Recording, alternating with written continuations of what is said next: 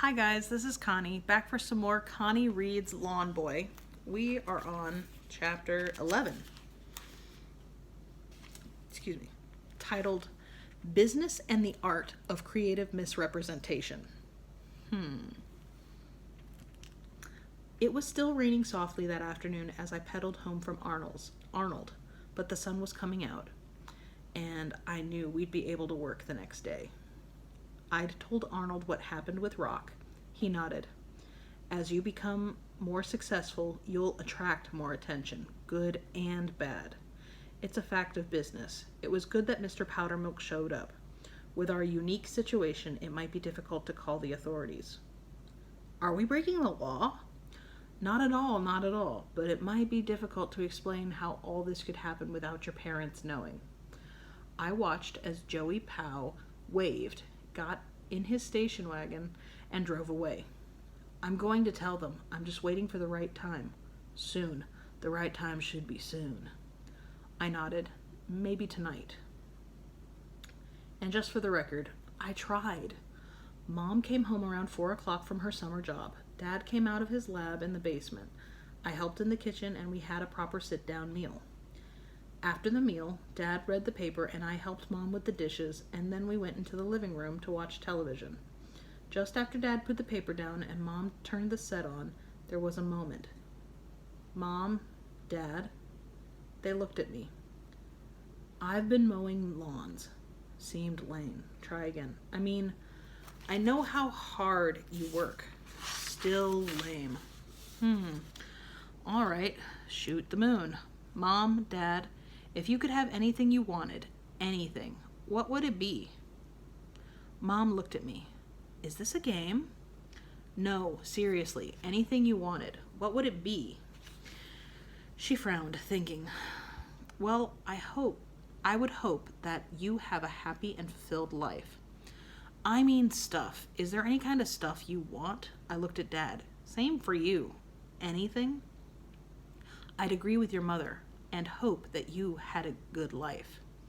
I have a good life, I thought, and I have over $50,000. Thanks, both of you. But hey, like I said, I mean stuff for yourselves. Isn't there anything you would want? They looked at each other and shrugged. Not a thing, Mom said. Me either. Oh, come on. Think about it. Anything, no matter the cost. There was a silence. Then my mom laughed. Oh, I know what you're doing. You've saved up some money from your lawn mowing business and want to help out. Isn't that it? Well, sort of. Oh, she smiled that soft mother smile. That's very sweet, dear, but who on earth is that? She had been sitting facing the front window, which looks out across the lawn, which by this time, what with Pasquale's efforts, was starting to look pretty good.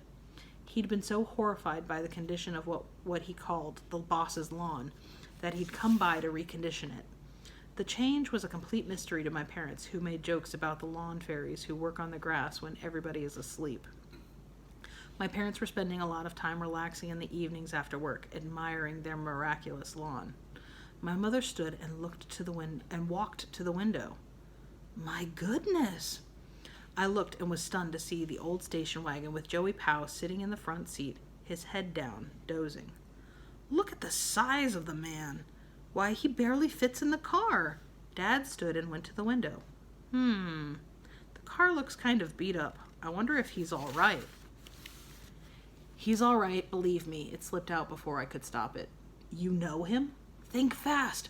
I couldn't figure out how to explain how I'd come to own the prize fighter in the front of our house without a whole lot of details, and I also didn't want to lie to my folks. Well, sort of. I know him from the lawn jobs I've been doing. He's a good guy. I'll go out and see what he's doing here. I was out the door before they could say anything. Joey, yes? What are you doing here? I thought I'd spend the night here to make sure Rock's people don't find you. Well, gosh, thanks a lot, but Rock doesn't know my name or where I live. Speaking of that, how did you find me? I followed you on your bicycle. Oh, well, look, I don't need any help right now, but thanks again. Besides, shouldn't you be getting sleep for training? When's your next fight? 6 days, next Saturday night. It's on the list they send sponsors. I left the list at Arnold's. Oh, Joey, my parents don't know what I do at Arnold's and that I'm sponsoring you. Not yet, that is. I'll tell them, of course, but I haven't gotten around to it yet. I can't figure out a good way to tell them how everything happened, and they might not understand my involvement in, well, the fight game. Don't you want to be my sponsor? Oh, no, that's not it. I'm glad that we're working together, especially after today, and thank you again for that. No problem. Is your fight next Saturday on television? I think so. Can't you come to the arena, though? The sponsor should watch the fight in person. It would be hard for me to get there, but I'll watch it on television. I really will. I really will. I'm rooting for you, Joey. I know you're going to win. I just feel it. Now go home and get some rest and concentrate on your training. You only have 6 days to get ready. I still worry about Rock. I'll be fine, really, and thanks for everything. He looked at me. I'll be fine, he nodded. And as I watched him drive away, I really believed it. And that's the end of chapter 11. Be careful with that and enjoy. Please and thank you, and I will see you for the next installment. Have a great one. Bye.